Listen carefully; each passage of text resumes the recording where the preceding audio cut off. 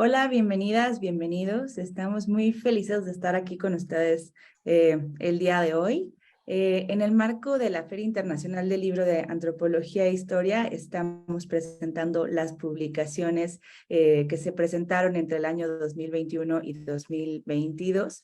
Y en este caso tenemos la alegría de compartir con ustedes esta publicación llamada Procedimiento para la aplicación de la ficha de levantamiento de daño sísmico en monumentos históricos religiosos en México. Esta presentación de esta publicación el día de hoy está convocada y presentada por dos de los autores que participaron en este documento, pero en realidad la publicación cuenta con muchos autores más.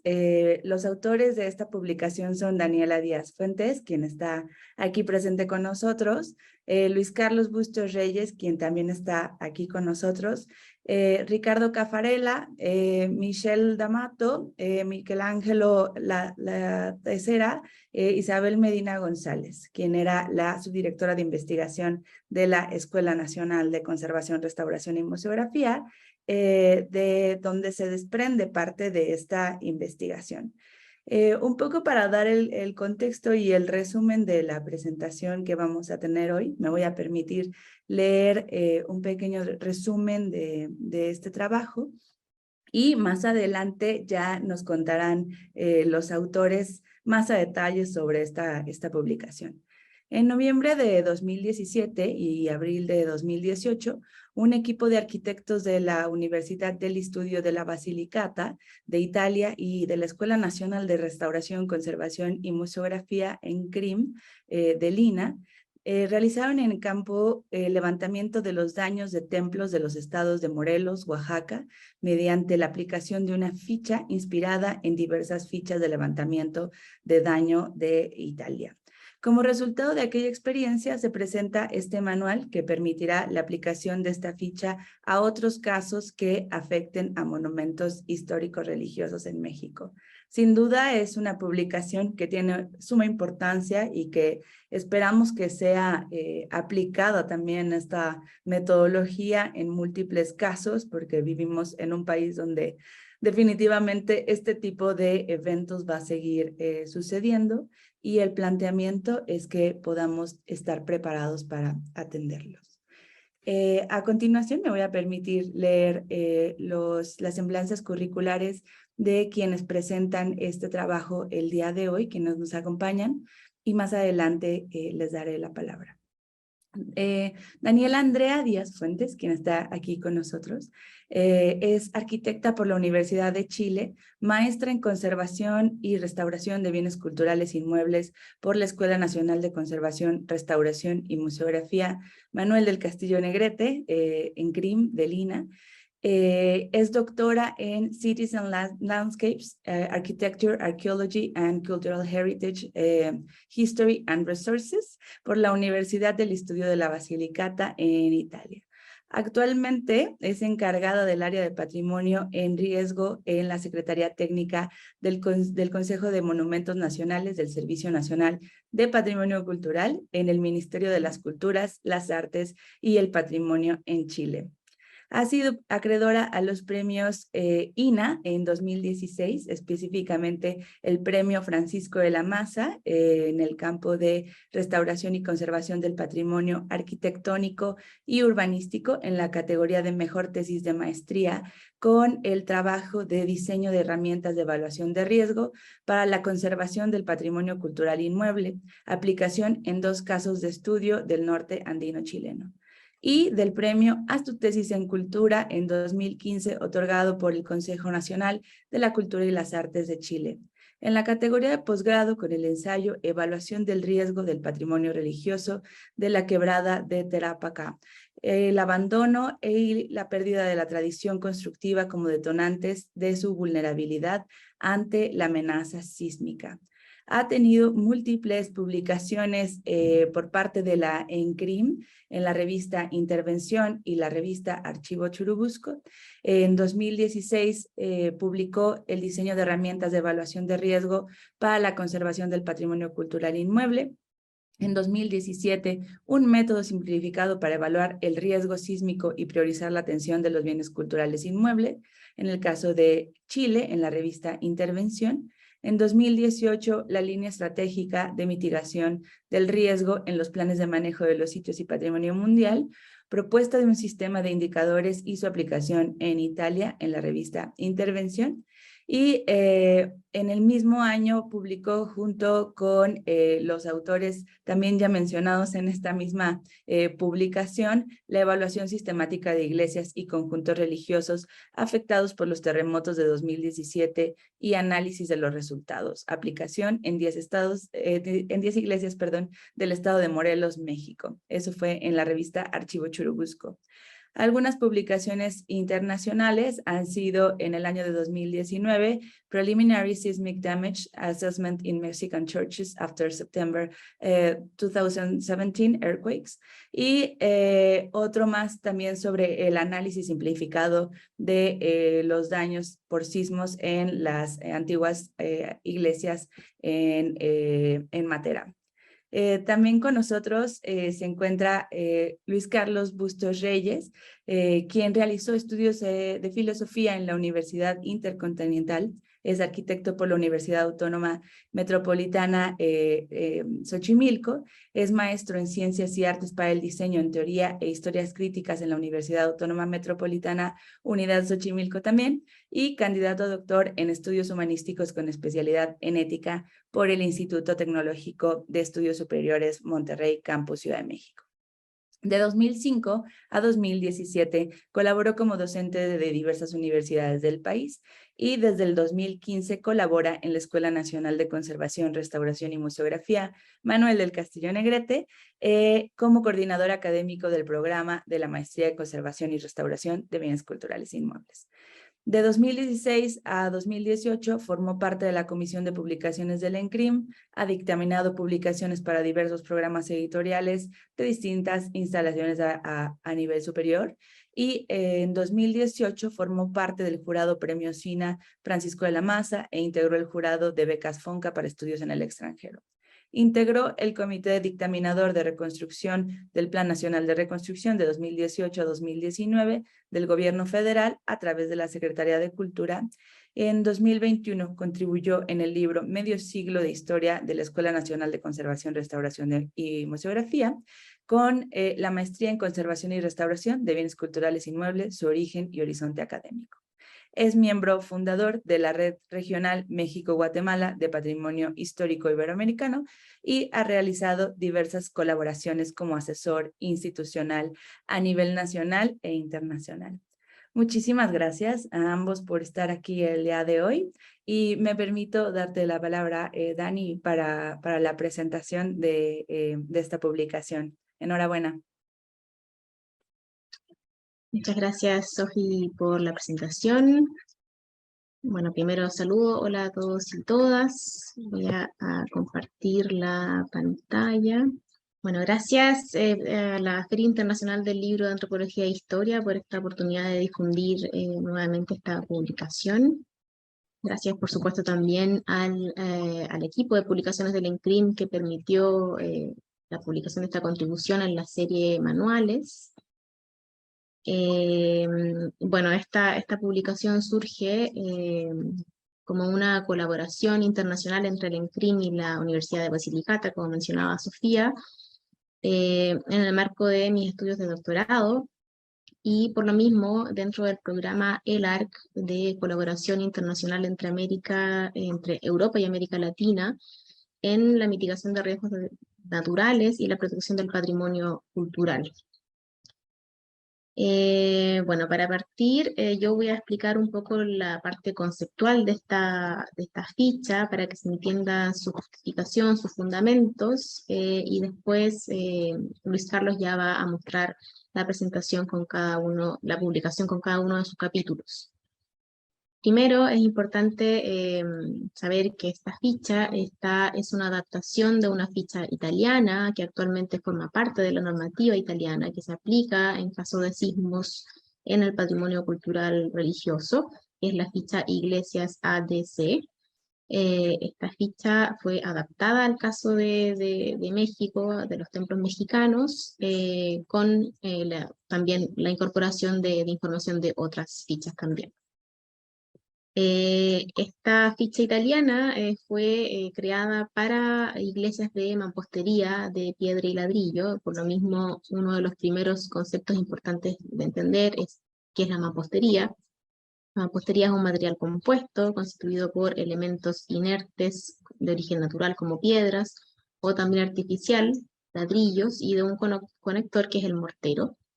Tiene escasa resistencia a la tracción y tiene una condición bien relevante, que es la ductilidad, es decir, que al momento de someterse a un esfuerzo sísmico, la albañilería, la mampostería se desplaza y libera energía al romperse. Y en esta rotura se producen fisuras, pero se llega a una condición de equilibrio y por lo mismo es fácilmente reparable. A diferencia de estructuras que son más reconocidas como sismo resistentes, como por ejemplo el cemento armado, que tiene la condición de elasticidad, es decir, que se deforma ante un sismo, pero vuelve a su condición original. Pero una vez que ya se rompe, llega a una condición muy cercana al colapso y es difícilmente reparable. Otros conceptos importantes a entender son las jerarquías de los mecanismos de colapso, que dependen de la conformación de la mampostería. Por ejemplo, en esta primera imagen vemos una mampostería de piedras irregulares, sin hiladas, bastante irregular en general, y que ante un esfuerzo sísmico probablemente va a tener un daño por disgregación. Ese va a ser su primer colapso.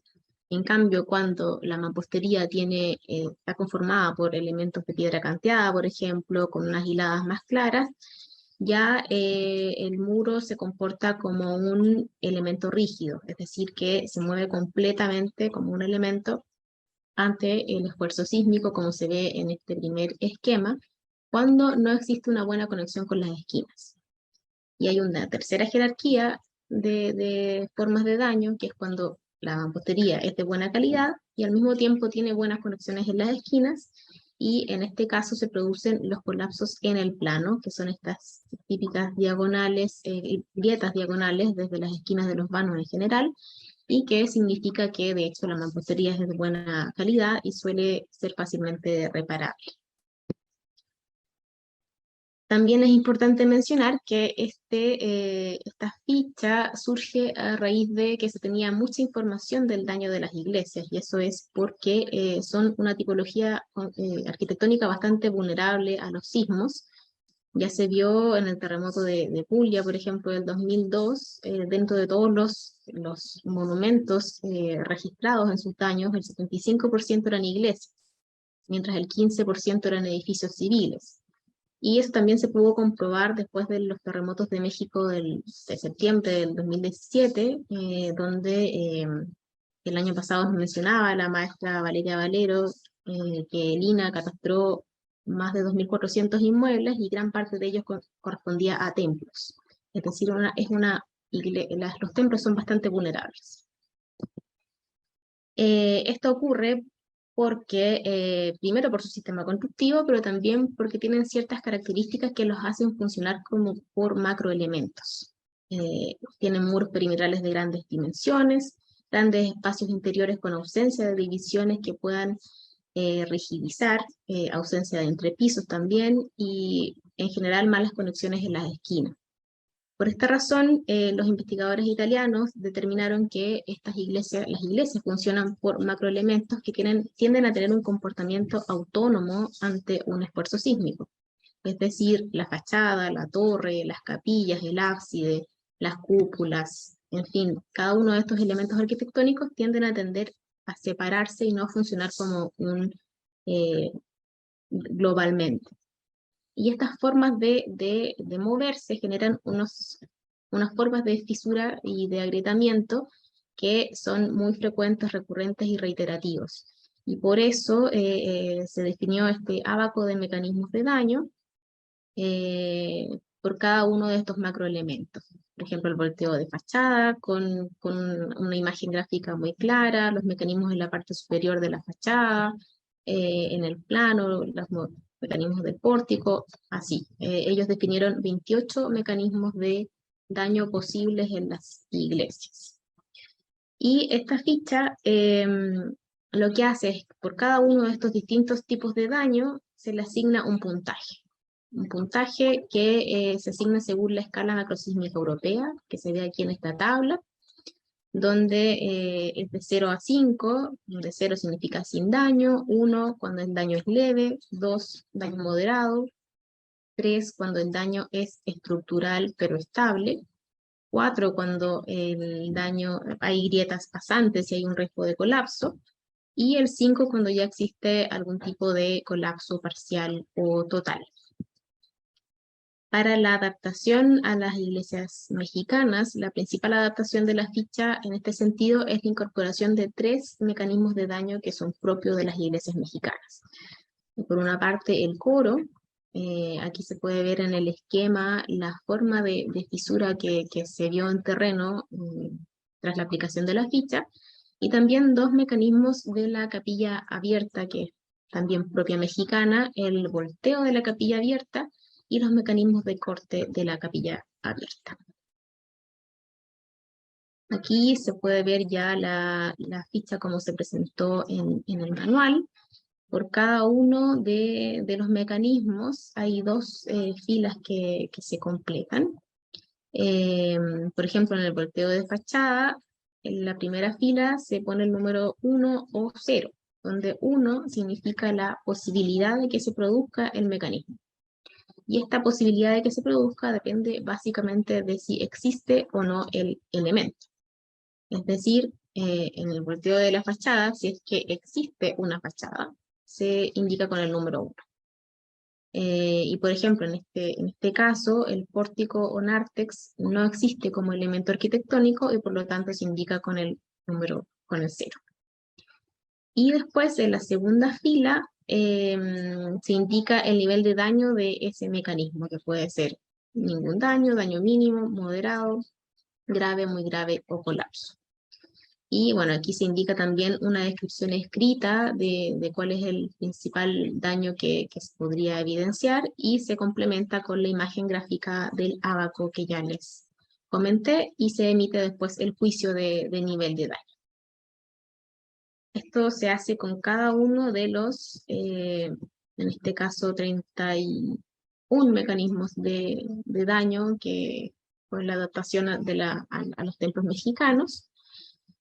Y después se hace una suma, se suman todos los mecanismos posibles y todos los puntajes de daño, y para el índice de daño se hace una división bastante simple del daño dividido por el número de mecanismos posibles y se saca un promedio.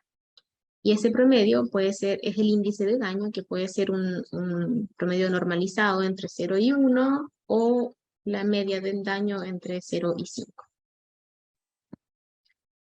Eso en relación a los conceptos principales de la ficha. Ahora me gustaría mostrarles un poco el potencial de aplicación que tiene a raíz de la aplicación que tuvimos en terreno tras los terremotos del 2017. Esta primera imagen corresponde a una de las publicaciones que mencionaba Sofía en la revista Archivo Churubusco, en el que se ve la iglesia de Tlayacapan, y se puede evidenciar que uno de los primeros aspectos positivos es que uno obtiene un índice de daño comparable. Entonces uno tiene 10 iglesias y sabe cuáles son las más dañadas, con las que necesitan atención más urgente, versus otras que tienen menos daños. Eso en primera instancia.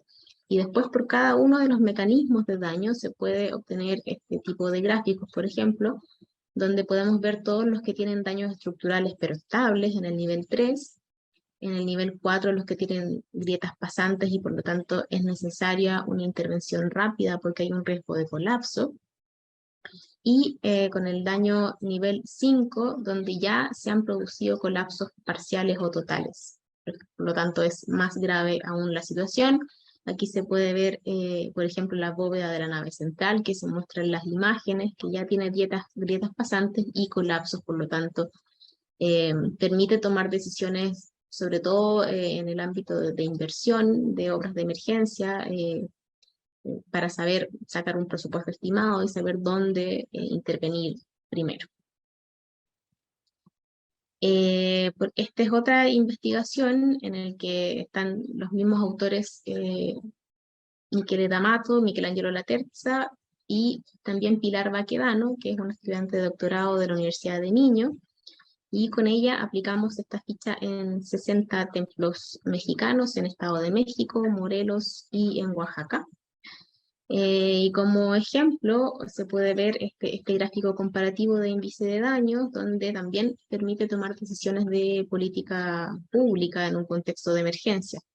Por ejemplo, todas las iglesias que tienen un índice de daño inferior a 2, se podría decir que el daño global no alcanza a ser estructural, y por lo tanto quizás con una inversión no tan grande, se podría rehabilitar estos templos y volver un poco a la normalidad que es tan importante en estos escenarios de catástrofe. Y también se pueden ver las iglesias con un daño que es ya estructural grave y que por lo tanto requerirán una restauración y un proceso más largo. Este es otro tipo de análisis que se puede hacer, también presentado en la misma publicación, de los mecanismos posibles en el conjunto de 60 iglesias y los mecanismos activados también en el conjunto. Y aquí se pudo evidenciar en las iglesias mexicanas que los mecanismos más frecuentes, que se observaron en más del 90% de los casos, son los mecanismos de la torre y del campanario. Y en segundo lugar, los mecanismos que tienen que ver con los elementos decorativos, el arco triunfal, mecanismos de corte en muros laterales, respuesta transversal de la nave, mecanismos en el plano de la fachada y mecanismos en la parte superior de la fachada. Bueno, eso por una parte aquí uno puede decir que es muy evidente que los mecanismos más frágiles tienen que ver con las torres, por su altura, por su condición arquitectónica, pero por ejemplo ahora lo estamos aplicando en Chile y las torres no son el elemento más vulnerable de la tipología, y es porque se han reconstruido tantas veces que ya, por tanto sismo que hemos tenido, se han cambiado los materiales, en general se han hecho más livianos y ya no es un elemento arquitectónico vulnerable. Entonces depende de cada tipología arquitectónica los resultados que vamos a obtener. Bueno, y para ir finalizando, algunas posibilidades y desafíos de la aplicación de esta ficha. Sería importante para que forme parte de los instrumentos de registro de las instituciones públicas, es que se reconozca esta ficha como herramienta de registro de daños, como parte de quizás idealmente de tener una ficha por inmueble como un conjunto de sistema articulado de instrumentos. Estas mejores fichas podrían permitir mejorar diagnósticos y también hacer las gestiones más eficientes, tener procedimientos y protocolos más claros, y claro, tiene el desafío de que requiere de una capacitación, porque se requiere algún conocimiento estructural para poder aplicar estos instrumentos, y esta capacitación permitiría tener brigadas con certificación, y podría haber también una alianza entre la institución pública y la academia con ese objetivo. Y bueno, al continuar con su aplicación, se debería también seguir adaptando si es necesario, si es que aparecen nuevos elementos dentro de la tipología de iglesias mexicanas. También otra posibilidad futura es la digitalización de la ficha. Traducir esta ficha a un formato de dispositivo móvil para aplicarla en terreno y tener catastros georreferenciados y poder monitorearlos en línea. Por ejemplo, en Chile lo estamos haciendo actualmente traduciendo al lenguaje digital la ficha en la aplicación Survey 123 de Esri. Y claro, cambia un poco el lenguaje para hacerlo un poco más amable para el dispositivo móvil, pero finalmente el resultado termina siendo mucho más eficiente y sistemático. Y bueno, eso es lo que les quería comentar yo. Le doy la palabra ahora a Luis Carlos. Gracias por la atención.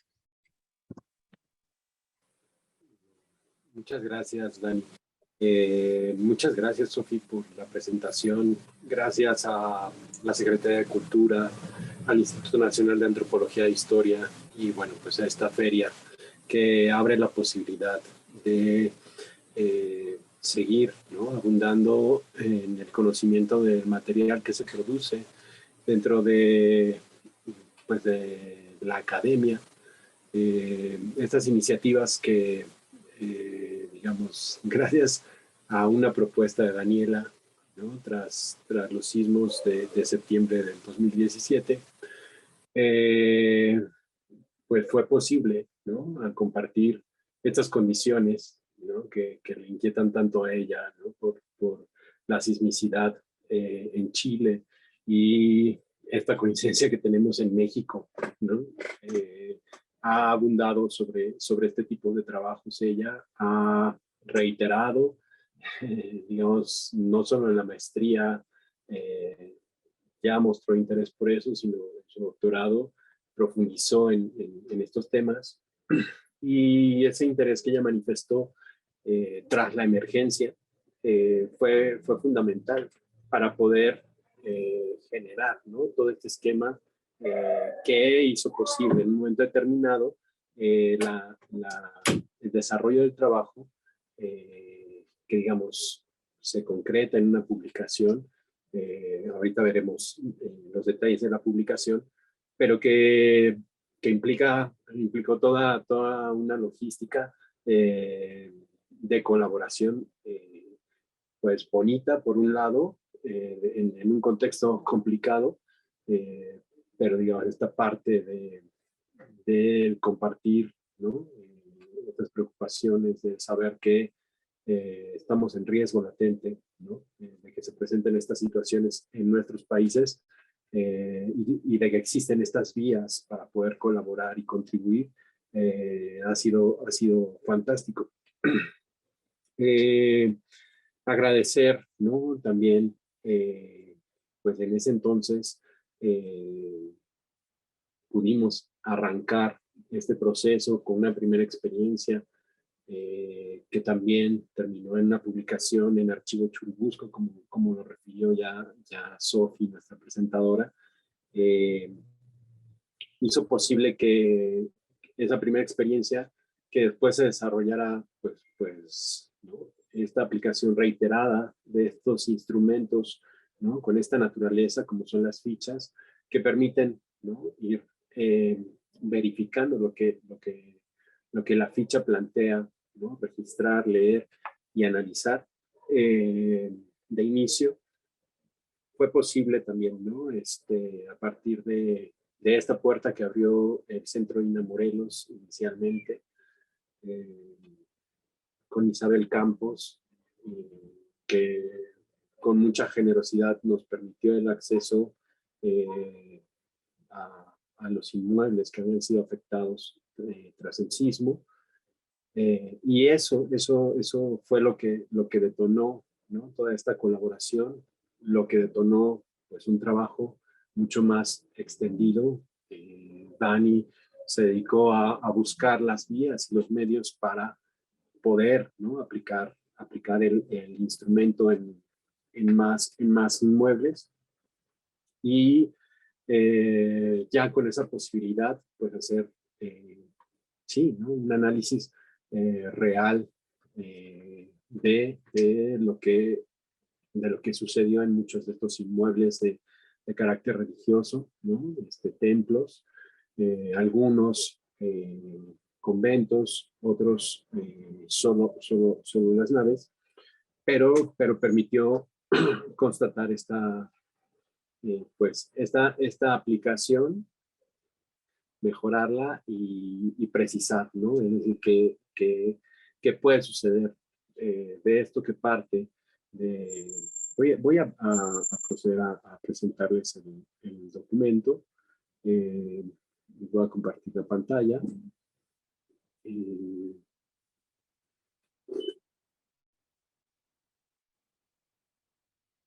Ese es el contexto en el que se desarrolló, digamos, este trabajo.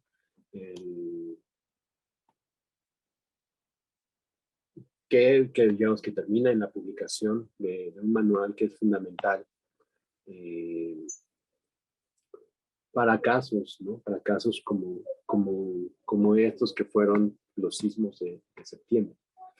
El manual, digamos, ya como publicación, como estructura,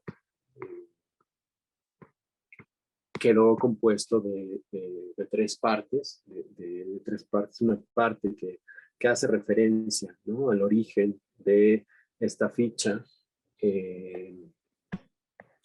cómo surge, cómo se ha desarrollado esta aplicación de la ficha en Italia, y a partir de eso se habla del caso de los sismos de 2017 y cómo se hacen estos ajustes, ¿no? Ya Dani mencionaba que había dos consideraciones importantes a hacer en la modificación de la ficha, que era el elemento del coro, ¿no?, recurrente y constante en los templos mexicanos, y el elemento de capillas, ¿no?, capillas abiertas, que también había una recurrencia de este macroelemento. Entonces se añaden estos macroelementos, se explica todo esto en esta parte inicial y se explica, ¿no?, es decir, todo el procedimiento que se lleva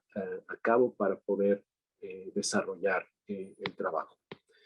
La ficha, en sus aspectos generales, como ya lo refirió Dani, pues parte, ¿no?, de la consideración de estos macroelementos, las afectaciones que sufren estos macroelementos,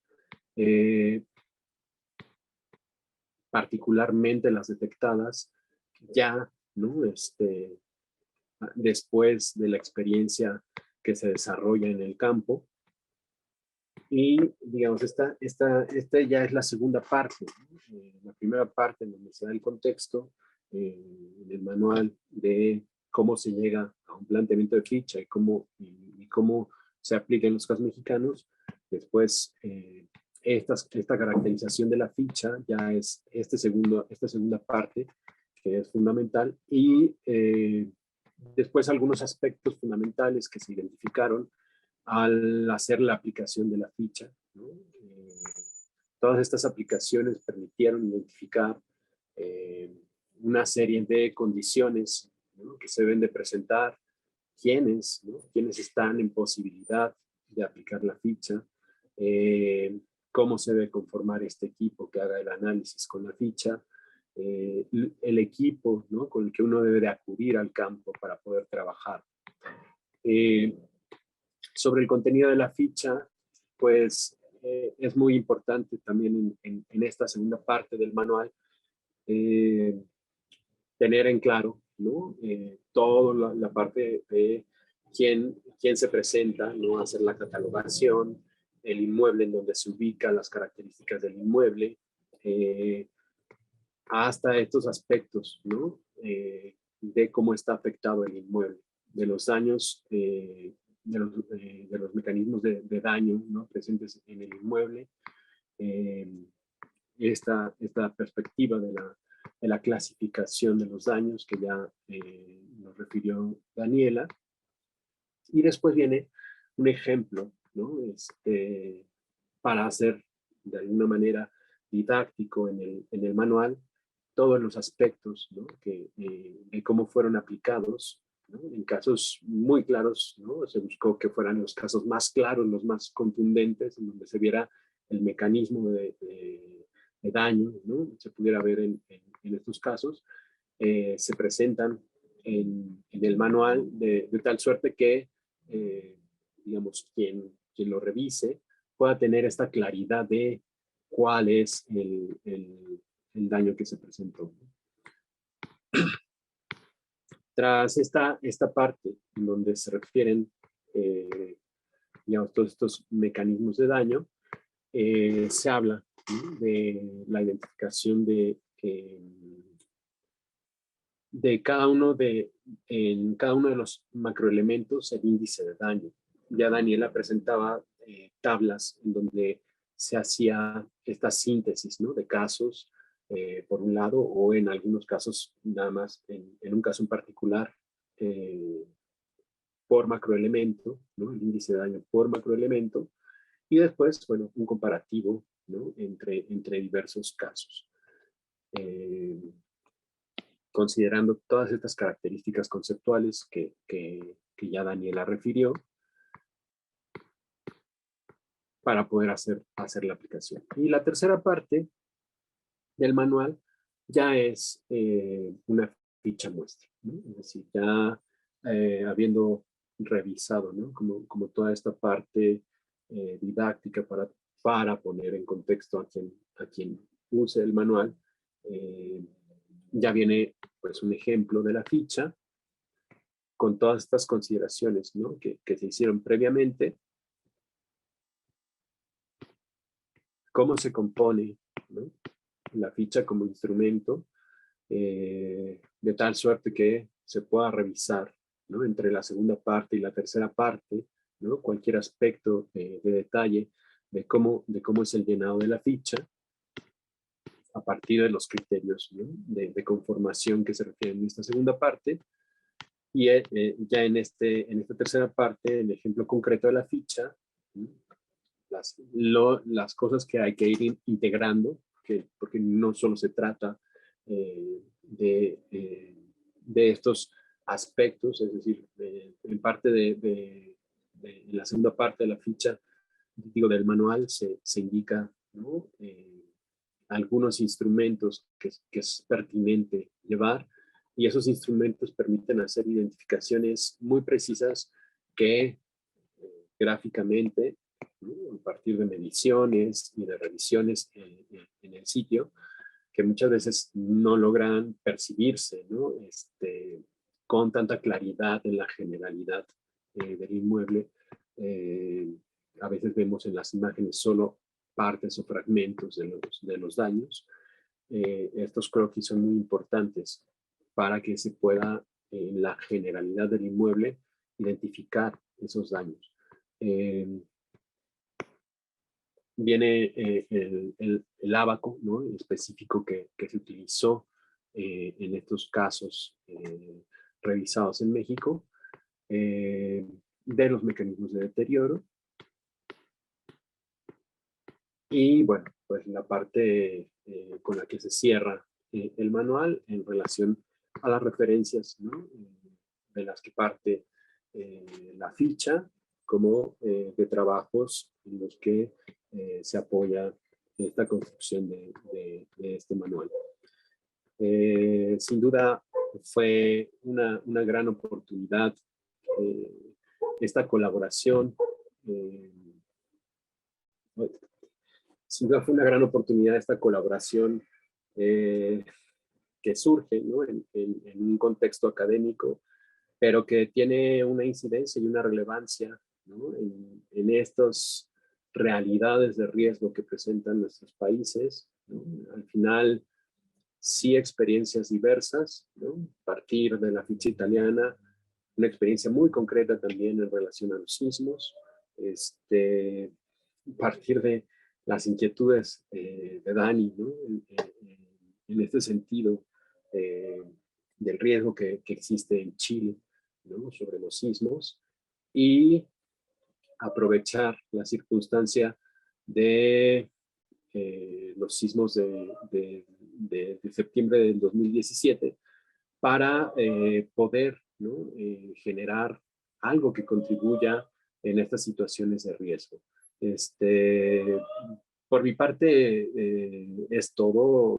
Yo nuevamente agradezco la oportunidad de esta presentación. Agradezco mucho a Dani que se haya acercado a la escuela, que haya dicho, ¿por qué no hacemos esto? ¿Por qué no implementamos esto? Digo, ha dado paso, ahora nos mostraba ella que ya también, ¿no? están con esta posibilidad de implementarlo en dispositivos móviles. Yo creo que eso es un gran paso, que bueno que siga avanzando en esa línea, ¿no? de buscar cómo hacer más eficiente esta circunstancia de un registro sistematizado de daños para poder, ¿no? atender estos aspectos de política pública que ya refirió ella, ¿no? Sin duda es un trabajo muy valioso es muy valiosa la oportunidad de poderlo presentar en este contexto de la Feria Internacional del Libro de Antropología e Historia. Y bueno, pues un gusto poder coincidir con Daniela. Muchas gracias, Sofi, por la presentación y por acompañarnos. Muchísimas gracias a ambos por sus presentaciones. Sin duda me sumo a las felicitaciones por este esfuerzo conjunto, por el acompañar también la carrera de Daniela, que sin duda nos ha dado mucho a todas y a todos que hemos tenido la oportunidad de participar de una u otra forma. Siempre ha sido como un verdadero honor como escuchar todas las cosas que ella piensa, ¿no? Y todas las cosas en las cuales nos puede aportar también disciplinarmente. Creo que eso ha sido maravilloso, y también la manera en la cual se conjunta pues todo este esfuerzo pues internacional, ¿no? Que ella misma ha tejido entre las diferentes universidades y los diferentes países que compartimos pues esta problemática respectiva a los sismos y a la conservación del patrimonio cultural. Sin duda es un trabajo de una calidad metodológica impactante, y que tiene también esta posibilidad de recoger todas las experiencias in situ en los diferentes campos y vaciarlas también en esta experiencia específica de la creación de la ficha, ¿no? Que nos permite avanzar hacia una toma de decisiones muy clave, ¿no? Para los proyectos de conservación y restauración, mediante un diagnóstico mucho más cercano a algo medible y próximo para las personas que forman parte de estos proyectos. Sin duda creo que hay una posibilidad de que esto siga creciendo y que se siga nutriendo de otras experiencias y reflexiones más adelante. Y pues no me queda más que agradecer a la Feria del Libro, agradecerles a las y los autores y a quienes están con nosotros el día de hoy. Muchísimas gracias a todas y a todos, y esperamos que nos volvamos a encontrar pronto. Muchas gracias.